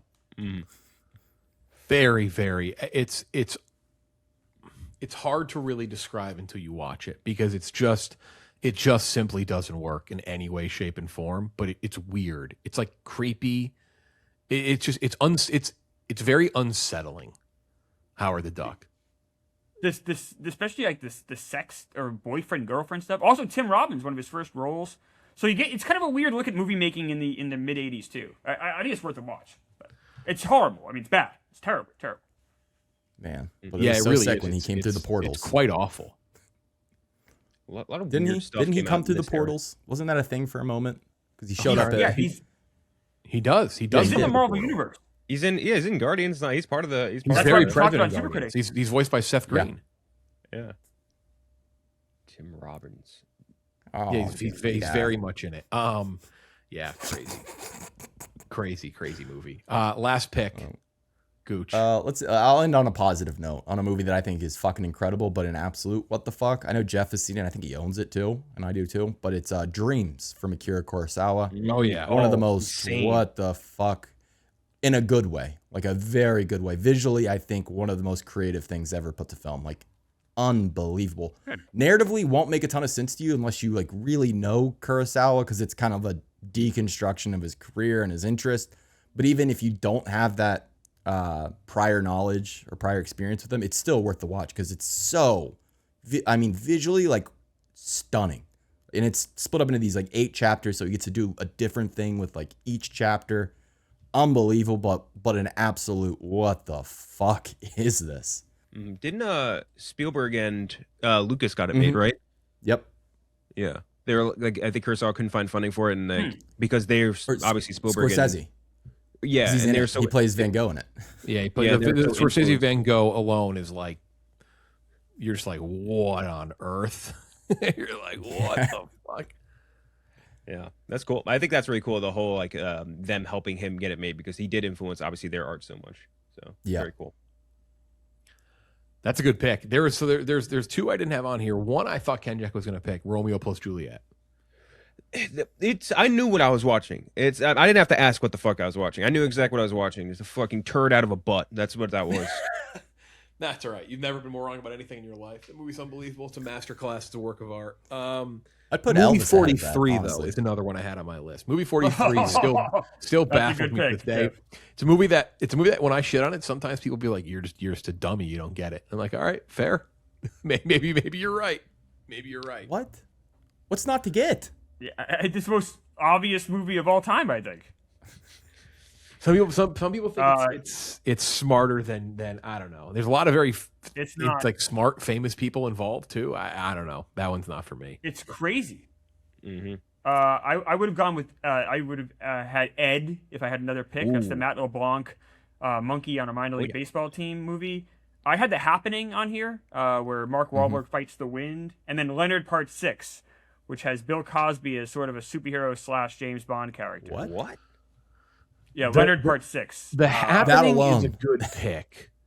But my only reason I didn't put The Happening on here is because The Happening, I was more angry than I was baffled. Because I was just like, what? Fair. But it's a great pick. It'd be a great pick because it is like, it is just, I've told this story. Somebody threw a drink at the screen. Oh, really? Oh, that's full fucking like fucking wound up like Tom Brady and just fucking launched it at the screen. Leonard Part, dude. Leonard Part 6 is a must watch if you are a movie fan that appreciates bad movies. Like Bill Cosby's superhero powers. That's a fucking nightmare. Jesus it destroyed Christ. this in a movie called Ghost Dad. Destroyed Bill Cosby's film career. That's what it was. That's what killed his career. Yeah, nothing else. His movie, no, guys. I know you guys say that stuff. His movie career was dead in the 80s. No. He was still you got to understand how big of a star Bill Cosby was. Oh yeah. The stuff, the serial rape stuff, that didn't happen until 20 years after this. Oh, you don't have to explain. Bill Cosby You do not. was As someone who had grandparents who watched Nick at Night and like reruns as I was growing up, and even just seeing Cosby was. Dude, Kids say the darndest things. Come on. That's crazy. What Yeah, a Sidney fucking Poitier impression. directed on That's Part insane. 6, right? Yeah. That's Yeah, fucking like insane. like there was a big joke in the 80s, like Bill Cosby, the biggest TV star in the world, his movies are the worst. It's kind of, not that you can say the same, but I feel like Eddie Murphy got into that same territory too. Although Eddie Murphy at least had successful movies before that. Oh, Eddie Murphy as a movie star is leaps and bounds. I mean, Bill Cosby's his movies are horrific. He was also in a movie called Jack, with Robin Williams played a grown Simple man that Jack. was a little boy. Coppola. But Bill Cosby's his pediatrician. Ooh, Bizarre. That's not good. nope, bad news. Other ones. Some was good picks here. I'm sorry, you have another one. I was shocked that Avatar, that was the other anime one, the Avatar, The Last Airbender, with Shyamalan. That's another one where it's like, if you watch the cartoon and then you watch the movie, you are like, this just isn't Avatar, The Last Airbender. Like, it's just not even the show. It's not the same definitely thing had at that all. sensation with that. I would say also War of the Worlds would be up there recently, because that's one like you're watching that movie and like afterwards when you read about the production, it's like, okay, I guess this kind of makes sense, but like watching the movie, like how the fuck did this happen? Like I get it was COVID and everything, but Jesus Christ. I'd say that Cats. sensation if it came out. The buttholes. Cats? Is that what you said, Gooch? Ooh, Cats is a good one. Cats. Cats is a great pick. But you also kind of know here's what the you're problem getting. with Cats, It's though. already a what the fuck. Yeah. The play is already a what the fuck. Yeah. Yeah, the problem with Cats is that you knew what it was going to be going into it. But I would agree, it's definitely honestly. You know what it is? The Cats trailer. The first time you saw it, like, Yes. what? Oh, that's how they did it. That's what they decided to do. I mean, Cats in general too. Again, Cats is a fucking. I've seen Cats twice. Did you see Cats on Broadway, Klemmer? I feel like you definitely have. I didn't. It was the That's number one surprising. Broadway show in the 80s, and my dad worked in Broadway, but I never went and saw Cats. It is when Oh, I Mr. actually Mistopheles? lied earlier in this podcast. When I said that The Crown is the most British thing I've ever watched, it's Cats. Cats is the most British thing I've ever seen in my life. It is. You're just like it's melting with just Brit. We do have to. Anytime we mention, we do need to mention the cats' names before we forget, because I feel like anytime we mention cats, we can't do it without talking about the character names. What's the fat McCavity, Old Buster Deuteronomy, Jones, Mustafa Jones, Mustafa Mr. Jones. Tum Mistopheles, Tugger. There's the Elvis cat. There's Mr. Mistopheles. Monkeystrap. It's an unbelievable. I mean, there's some great music in that show. Obviously, "Memory" is one of the most popular Broadway songs ever. But that movie is to call it an abomination would be probably being nice. It's just so unbelievable. It's just Edit out so the cat butthole. unbelievable. The one who was the worst was Jennifer Hudson. I think the CGI just for whatever reason they could not fix it on her face at all. Her and Taylor. Judi Dench. Yep, Judi Dench, who was like, Judi what Dench the looked fuck did I horrible. star in? Yeah, they had edited out the cat buttholes, right? Wasn't that one of the storylines? That wasn't What real. But it was funny. what a picture that is. Oh my god. You know what would be another good pick for this? I'm trying to think of others. Like Enemy would probably be a good pick because the ending was so insane. Yeah. Like- I mean, like any Lynch movie was also Swiss Army Man was probably a great Yeah. pick for this too. Honestly, like what was that? Yeah. Fucking crazy. I think that's it. I think that's all we got for today. Good time talking about The Bride. It's gonna be hard. Gonna be hard to top that movie the rest of the year. Gonna be real hard to top whatever the fuck happened in The Bride. So that's it. Next week, the Oscars. Not a lot coming out in theaters. I think Reminders of Him is next week, but for the most part, we're going to be talking the Oscars. It will be a very different episode of the show next week. Mostly a breakdown of the Oscars, reaction to the moments, and everything like that. So kind of a different vibe. We'll maybe throw a review in there. We may not, honestly. Like we may come to it. We'll see what happens Sunday night. We'll probably record something Sunday and then piece together what we want to keep in and take out, because if the Oscars is a crazy and it goes all over the map, that's probably the most we want to talk about. Throwing a Reminders of Him review in there probably be unnecessary, but that would probably be the one thing we review next week. And then the week after that, very excited, will be Project Hail Mary. So very, very excited about that. I am fired up for Project Hail Mary. Very, very excited. But that's it for Kenjac, Gooch, Klemmer. I'm Jeff Dillett. We'll talk to you next time.